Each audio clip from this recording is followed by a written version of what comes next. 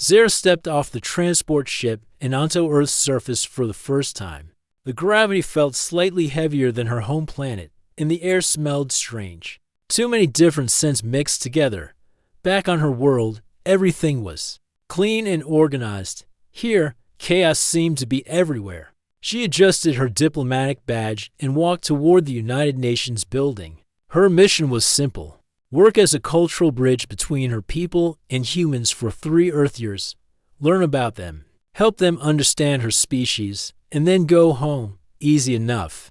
The first thing she noticed about humans was how loud they were, not just their voices, but their emotions. They seemed to wear their feelings on the outside for everyone to see. Happiness, anger, sadness, excitement. It all spilled out of them like water from a broken container.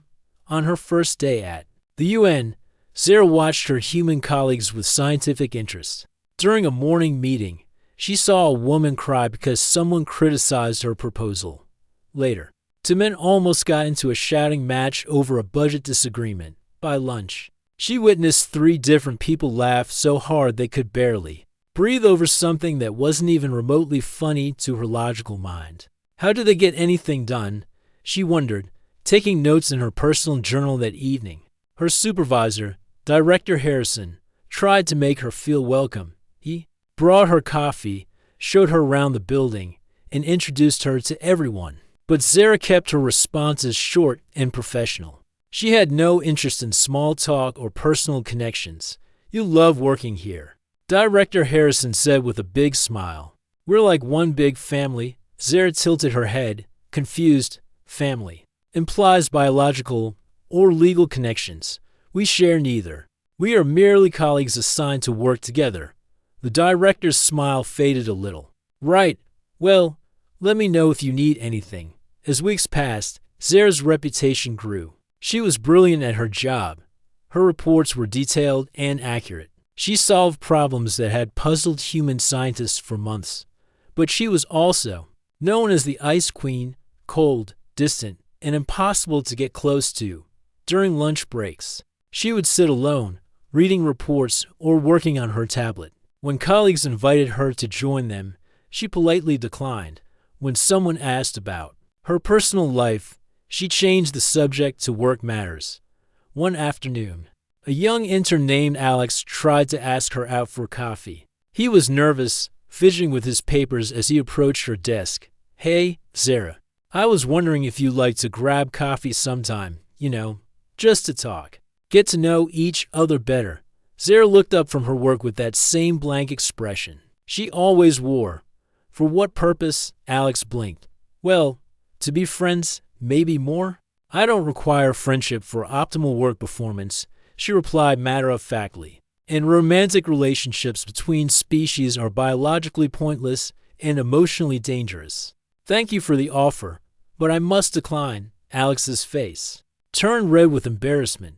He mumbled an apology and hurried away. Several people nearby had overheard the conversation. They looked at Zara with a mixture of pity and annoyance. "That was harsh," whispered Dr. Chen, a scientist who worked on the floor above. Zara didn't understand why everyone seemed upset. She had simply stated facts. Humans were unpredictable. They made decisions based on feelings rather than logic. They hurt each other regularly through these emotional attachments. She had observed it countless times already. There was Jennifer from accounting, who spent half her workday crying because her boyfriend had broken up with her. There was Tom from security, who couldn't focus on his job because he was worried about his sick mother. There was Lisa from the research department, who had taken 3 sick days just because she was heartbroken. How could any rational being choose to live this way every evening? Zara would return to her small apartment and write in her journal. She documented human behavior like a scientist studying interest. But flawed creatures, their customs seemed backward to her. They wasted energy on things that didn't matter. They created problems for themselves that could easily be avoided with logical thinking. Her people back home had evolved beyond such messy emotions. They made decisions based on facts and data. They didn't waste time with complicated relationships. That led to pain and confusion. Life was orderly, peaceful, and productive, sometimes Late at night, Zara would stand by her window looking up at the stars. Somewhere out there was her home planet, where everything made sense, where people didn't shout at each other over minor disagreements, or cry over failed romantic relationships. She counted down the days until her mission would be complete. 712 days left, then she could return to sanity and leave this emotional chaos behind forever. But as she watched the busy human city below her window, with all its lights and sounds and constant activity, something small stirred in her chest. She quickly pushed the feeling away. Whatever it was, she didn't want to know. Emotions were dangerous territory, and she had promised herself she would never go there. 3 years seemed like a long time, but Zara was determined to stick to her plan. Work professionally with humans, but never get personally involved. Keep her heart protected behind walls of logic and scientific observation. She had no idea how completely wrong she would turn out to be. 3 months into her mission, everything changed when Dr. David Chen joined Zara's research team. Unlike everyone else who had tried to befriend her, David didn't smile too widely or ask personal questions. He simply nodded when they were introduced and got straight to work. "I've read your reports on atmospheric composition differences," he said, settling into the workstation next to hers. "Your analysis of oxygen tolerance levels was particularly insightful." Zara blinked. Surprised, most humans started conversations with weather comments or asked how she was feeling. David talked about her actual work. It was refreshing. "Thank you," she replied, unsure how to handle genuine professional interest.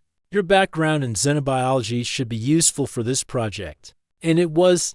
David brought a different perspective to their research that complemented her alien knowledge perfectly. He asked thoughtful questions about her planet's ecosystem without prying into her personal life. He shared interesting theories about cross-species adaptation without getting emotional about the implications. Working with David felt comfortable in a way that surprised Zara. Their late-night research sessions became productive and even enjoyable, while other humans exhausted her with their unpredictable emotions. David remained steady and focused. One evening, as they worked alone in the lab analyzing mineral samples, David mentioned his daughter almost casually. "I need to leave early. Tomorrow," he said, not looking up from his microscope. "School meeting with Lily's teacher." "Lily?" Zara asked, despite herself. "My daughter. She's 8, smart as anything, but she has trouble focusing in class. Her mind jumps from one idea to another." Zara nodded, trying to process this information. David was a single father. This explained his calm, patient nature. He dealt with a child's chaos daily, so adult emotions probably seemed manageable by comparison. "Where is her mother?" The question slipped out before Zara could stop herself. She rarely asked personal questions. David's hand stilled for a moment. "She died when Lily was 3. Car accident. I apologize. I should not have asked." "It's okay," David said quietly. "It was a long time ago. Lily and I figured things out together." Zara studied his face. She expected to see the emotional breakdown that usually accompanied such discussions among humans. Instead, David looked sad but peaceful. His grief wasn't the explosive, dramatic kind she'd observed in others. It was deep and quiet and somehow beautiful. A week later, Lily visited the lab. Zara was working late when David arrived with a small girl who had his same dark eyes and serious expression. "Sorry," David said. "Babysitter got sick, and I need to finish these calculations tonight." "No problem," Zara replied, though she felt nervous. She'd never interacted with a human child before. While David worked, Lily wandered around the lab with wide eyes. She stopped at Zara's workstation, fascinated by the alien technology displays. "What's that?" Lily asked, pointing at a small device. "That glowed soft blue. A molecular scanner from my home planet," Zara answered. "It can identify the exact composition of any substance." "That's so cool. Can I touch it?" Zara hesitated. The device was precious to her, one of the few items from home she'd brought to Earth. But something about Lily's genuine curiosity made her nod. "Carefully," she said, showing the child how to hold it properly. Lily's face lit up as the scanner hummed to life in her small hands. It's warm, and it's making music. The frequency changes based on what it detects, Zara explained, surprised at how patient she felt. Right now it's reading your genetic structure. What does my genetics sound like? Zara listened to the soft, complex melody the scanner was producing. Like a song that's still being written, full of possibilities. Lily beamed at her. Dad says I'm full of possibilities too. He says that's why I can't sit still in class. David looked over and smiled at them. Making friends, Lily? Zara's showing me alien stuff. Dad, did you know their scanners make music? For the next hour, Zara found herself answering Lily's endless questions about her home planet, her technology, and what it was like being an alien on Earth. The child's enthusiasm was infectious in a way Zara had never experienced before. Do you miss your family? Lily asked suddenly. The question hit Zara unexpectedly hard. Yes. Sometimes. I miss my mom, Lily said matter-of-factly. But Dad says missing people means we love them, and that's good even when it hurts. Zara stared at this small human who spoke about loss with such wisdom. How could an 8-year-old understand things that adult humans seem to struggle with? When it was time to leave, Lily hugged Zara without asking permission. The physical contact should have been uncomfortable, but instead, Zara felt something warm spread through her chest. Will you show me more alien stuff next time? Lily asked. If your father brings you again, Zara heard herself say. After they left, Zara sat alone in the quiet lab, thinking about David's calm strength and Lily's innocent wisdom. These humans were different from the others she'd observed. They felt emotions deeply but didn't let those emotions control them. They faced pain and loss but didn't fall apart. Maybe, she thought, not all humans were the same. Over the following weeks, Zara found herself looking forward to David's presence in the lab. Their conversations gradually expanded beyond work topics. He told her about raising Lily alone, about the challenges and joys of single parenthood. He shared memories of his late wife without falling into the dramatic displays of grief she'd seen from other humans. In return, Zara found herself talking about her home planet, about the loneliness of being so far from everything familiar. David listened without trying to fix her problems or offer meaningless comfort. He simply understood. One night, working late on a particularly complex project, Zara felt dizzy and unwell. The Earth atmosphere sometimes affected her this way, but she'd never let anyone know. You should go home, David said, noticing her pale complexion. I'm fine, she insisted, but as she stood up, the world spun around her. David caught her arm as she swayed. You're not fine. Come on. I'm taking you to the medical bay. No, Zara said weakly. Human doctors don't understand alien physiology. Then, I'm taking you home and staying until you feel better. The kindness in his voice broke something inside her walls. For the first time since arriving on Earth, Zara let someone take care of her.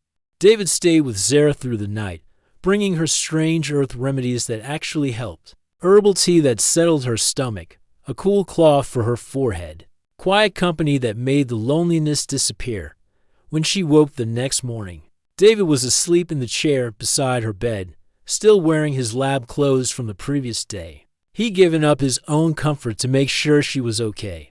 The realization hit her like a physical blow. You should have gone home, she whispered when he stirred awake. Lily's at her aunt's house, he said, stretching his stiff neck. I couldn't leave you alone when you were sick.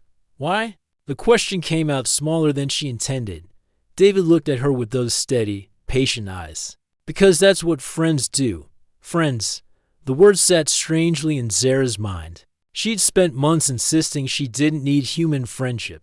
Yet here she was, grateful beyond measure for exactly that. After that night, something shifted between them. Their work sessions became longer, their conversations deeper. David would bring coffee that he'd learned to make the way she liked it, stronger than humans preferred, with a hint of the spices that reminded her of home. Zara began staying for dinner when David picked up Lily from her after-school program. The three of them would sit around David's small kitchen table, and Zara would find herself laughing at Lily's stories about school, or her attempts to teach the class hamster alien Mathematics. You know, David said one evening as they cleaned dishes together. Lily talks about you all the time now. You've become her favorite person. She's remarkable. Zara admitted, I've never met a human child before. I didn't realize they could be so wise. Kids see things differently. They haven't learned to complicate everything yet. Zara watched through the kitchen window as Lily played in the small backyard, chasing fireflies in the gathering dusk. On my planet, we don't have families like this. Children are raised in community centers by trained educators. Sounds efficient. David said, It is. But Zara paused, struggling to find the right words. It's not this. David smiled. No, it's not. The weeks blended together in a way that surprised Zara. For the first time since arriving on Earth, she stopped counting down the days until she could leave. Instead, she found herself dreading the thought of her mission ending. One Saturday afternoon, David asked if she wanted to go to the park with him and Lily. It seemed like such a normal, human thing to do, but Zara found herself saying yes. At the park, she watched David push Lily on the swings, his face bright with joy at his daughter's laughter. When Lily ran off to play with other children, David sat beside Zara on a bench. Can I ask you something? He said. Zara tensed. Personal questions still made her nervous. When your mission ends, do you have to go back? The question she'd been avoiding for weeks hung in the air between them. Yes. My people expect me to return home and resume my regular duties. And if you wanted to stay? Hypothetically, Zara's chest tightened. It would be considered abandonment of duty. I would lose my citizenship, my family connections, everything I've ever known. David nodded slowly. That's a lot to give up. Yes, she whispered. They sat in comfortable silence, watching Lily make friends with a group of children who didn't care that she was different, that she thought faster than they did, that she saw the world in ways they couldn't understand. She's lucky, Zara said suddenly. Lily, to have this. She gestured around the park, at the families and the laughter and the messy, beautiful chaos of human life. I used to think emotions made humans weak, but watching you with her, it makes you stronger, doesn't it? Love makes you capable of things logic alone never could. David turned to look at her. Is that what scares you about us? About this, Zara met his eyes, and for the first time, she didn't hide behind her scientific detachment. Yes, I'm terrified of caring about people I'll have to leave behind. What if you didn't have to leave? David, I know it's complicated. I know there are rules and protocols, and 1,000 reasons why it can't work. But what if it could? That night, alone in her apartment, Zara stared at herself in the mirror. Her reflection looked the same as always, pale skin, silver hair, eyes that revealed nothing. But inside, everything had changed. She was falling in love with a human. Not just any human, but one with a complicated life, a daughter, a past full of loss. It went against everything she'd been taught, everything she believed about the differences between their species. But David wasn't like the other humans she'd observed. His emotions weren't chaotic or destructive. They were steady, deep, purposeful. His love for Lily didn't make him weak or irrational. It made him stronger, more focused, more capable of sacrifice and growth. And Lily, that brilliant, wonderful child, had somehow crawled past every defense Zara had built. When Lily smiled at her, Zara felt something she'd never experienced before, the desire to protect someone else's happiness more than her own. The next Monday at work, Zara caught herself watching David as he concentrated on his research. The way he chewed his pen when he was thinking, the way he hummed softly under his breath when he was content. Small human habits that should have annoyed her but instead made her chest feel warm and tight. I'm in trouble, she wrote in her journal. That night. For the first time in her life, Zara understood why beings chose emotional bonds over logic. The connection she felt to David and Lily wasn't a weakness or a flaw in her reasoning. It was the most real thing she'd ever experienced. But acknowledging her feelings and acting on them were two different things. Their relationship had to remain secret. Interspecies romantic connections violated both Earth's diplomatic protocols and her own people's laws. If anyone discovered what was happening between them, David could lose his security clearance, his job, maybe even his daughter. Zara could face exile from her home planet, cut off forever from everything she'd ever known. The risk was enormous. The consequences could destroy them both.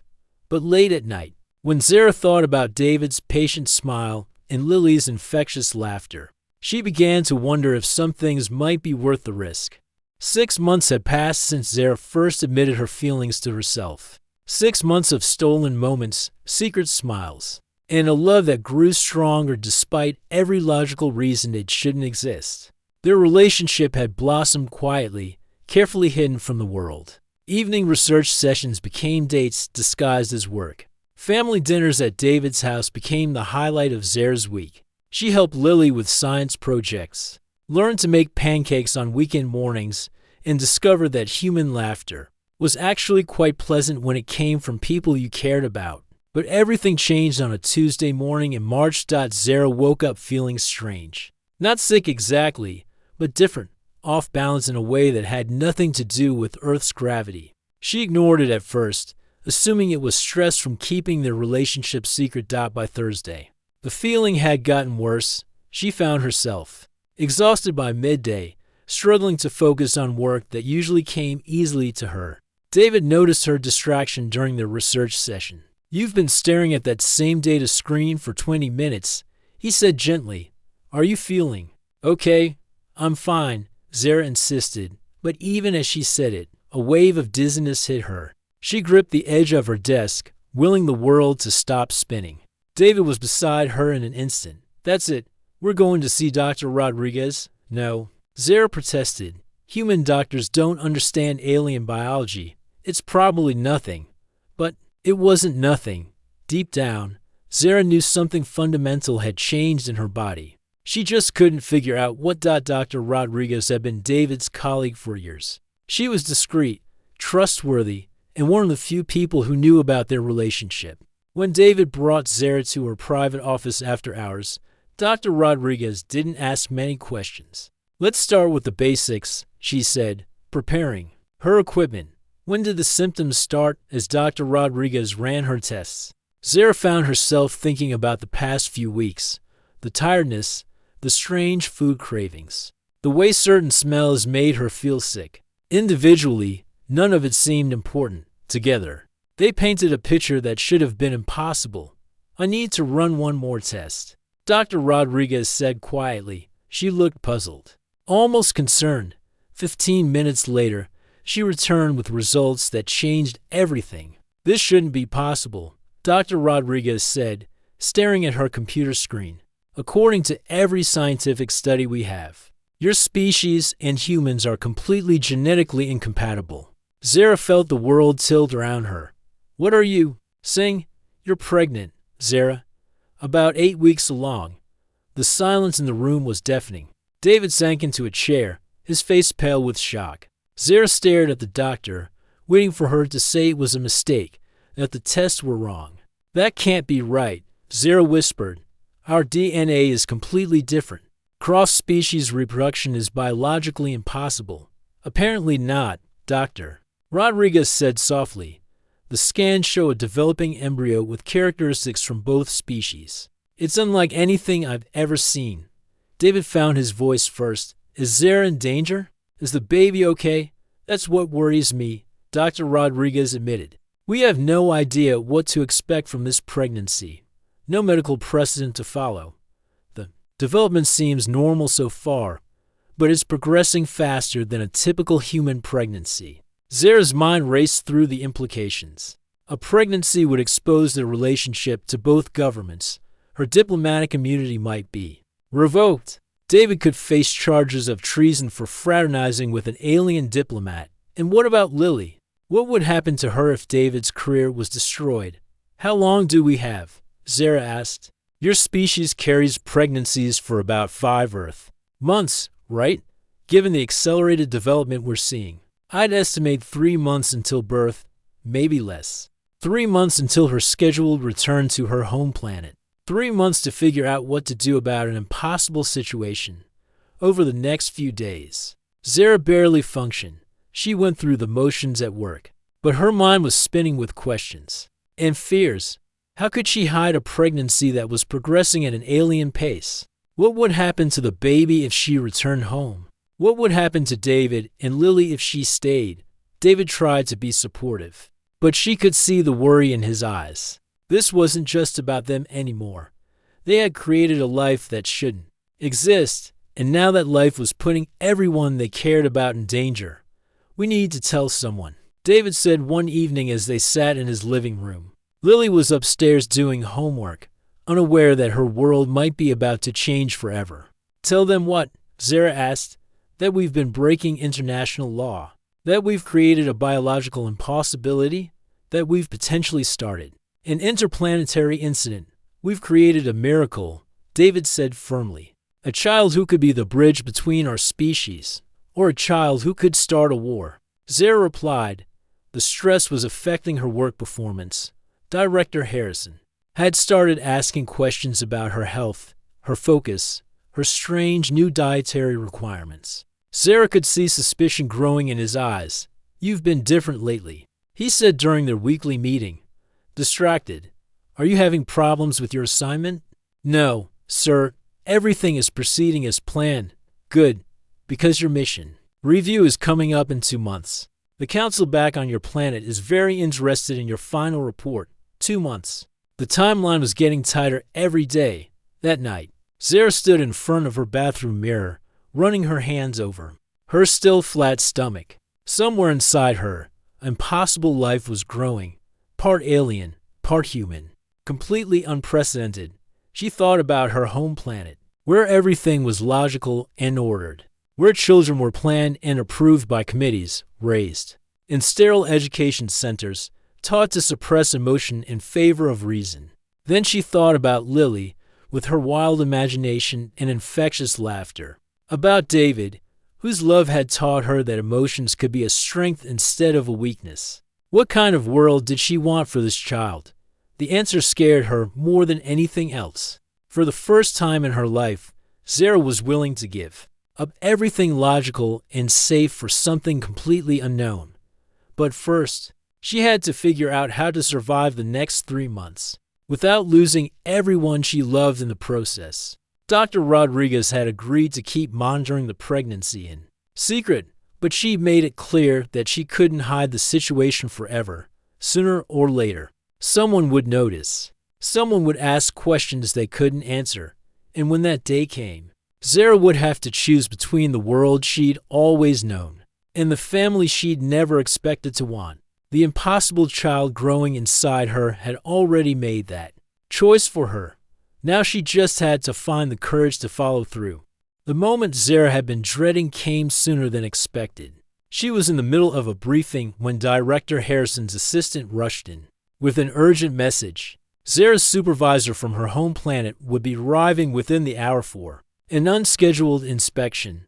Zara's blood turned cold. Commander Vex was known for her sharp eyes and suspicious nature. If anyone could detect that something was wrong, it would be her. Is there something I should know about?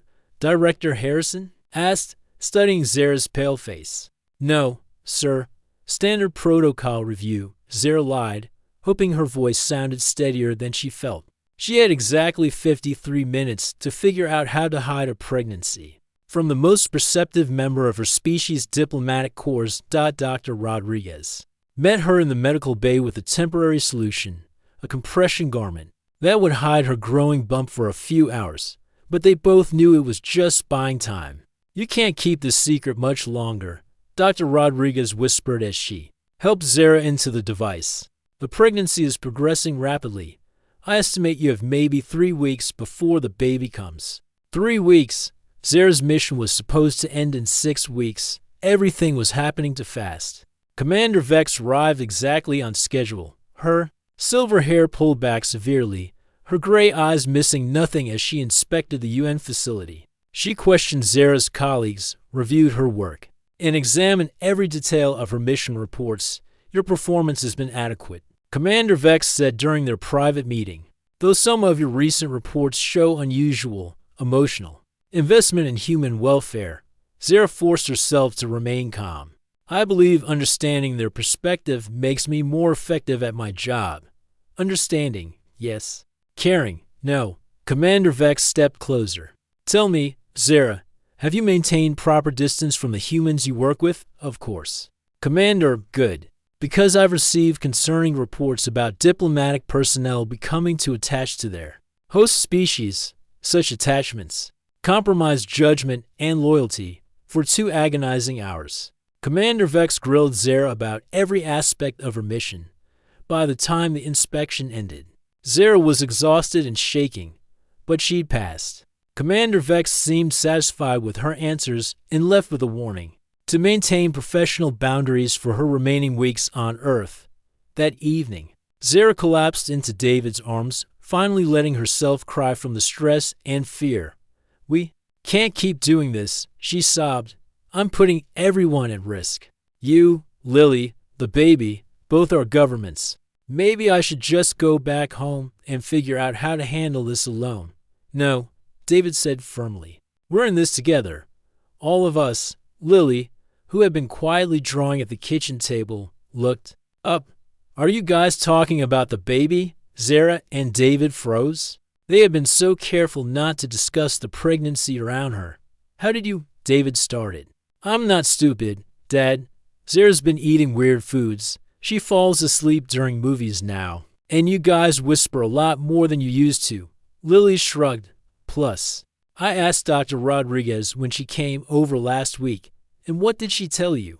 Zara asked carefully that you're having a baby. And it's really special because nobody thought aliens and humans could have babies together. Lily grinned. She said it means the baby will be super smart and probably really cool. David and Zara exchanged looks. Even keeping secrets from an 8-year-old had proven impossible. Are you okay with this? Zara asked Lily. It's going to change everything. Good changes or bad changes? Zara thought about it honestly. I don't know. Complicated changes. I like complicated, Lily said matter-of-factly. Simple is boring. And besides, I always wanted a little brother or sister. 2 weeks later, everything came to a head when Director Harrison called an emergency meeting. Zara walked into the conference room to find not only her human supervisor, but also Commander Vex, who had returned unexpectedly with 2 other officials from Zara's home planet. Sit down, Zara. Director Harrison said gravely. This was it. They knew.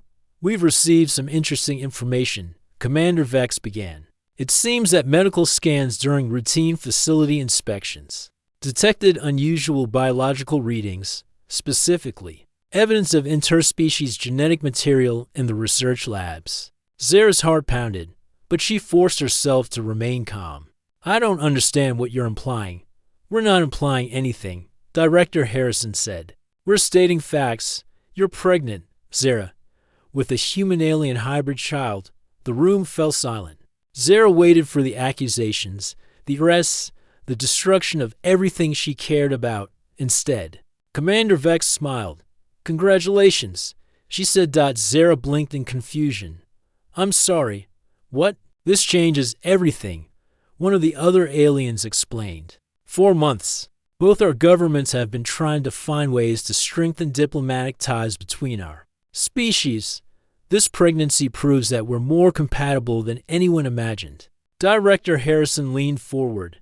We're offering you a permanent position on Earth, Zara, to study the implications of interspecies relationships and help establish new protocols for cooperation between our worlds. And David? Zara asked carefully. Dr. Chen will head a new xenobiology division. His expertise will be invaluable as we navigate this unprecedented situation. Zara felt like the world had shifted around her. You're not angry. You're not going to separate us. Angry? Commander Vex laughed. This child represents the future of interspecies cooperation. You've accomplished more for diplomatic relations than 100 traditional missions ever could.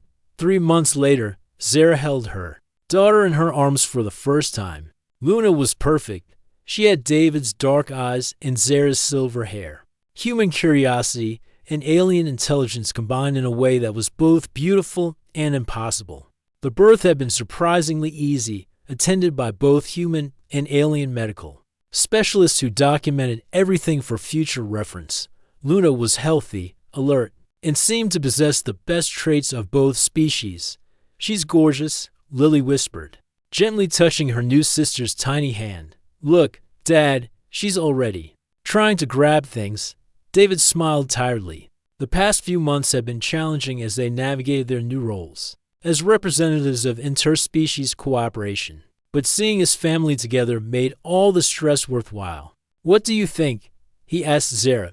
"Any regrets about never dating humans?" Zara looked around at her unconventional family, her brilliant stepdaughter, her patient and loving partner, and the impossible child who had changed everything. "I was wrong about humans," she admitted.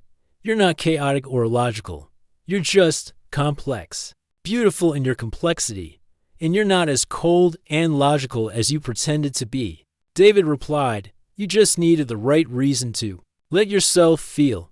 As Luna settled into sleep, Zara reflected on how completely her life had changed. She'd arrived on Earth determined to maintain professional distance and return home unchanged. Instead, she'd discovered that love wasn't a weakness to be avoided, but a strength that could bridge any distance, overcome any obstacle, and create possibilities that logic alone never could have imagined. Her people back home were fascinated by her reports about human emotion and family structures. Some were even requesting extended missions to Earth to study these strange but effective human practices for Sand. And Luna, beautiful, impossible Luna, was thriving as a bridge between worlds. At just a few months old, she was already showing signs of advanced intelligence and emotional awareness that impressed specialists from both species.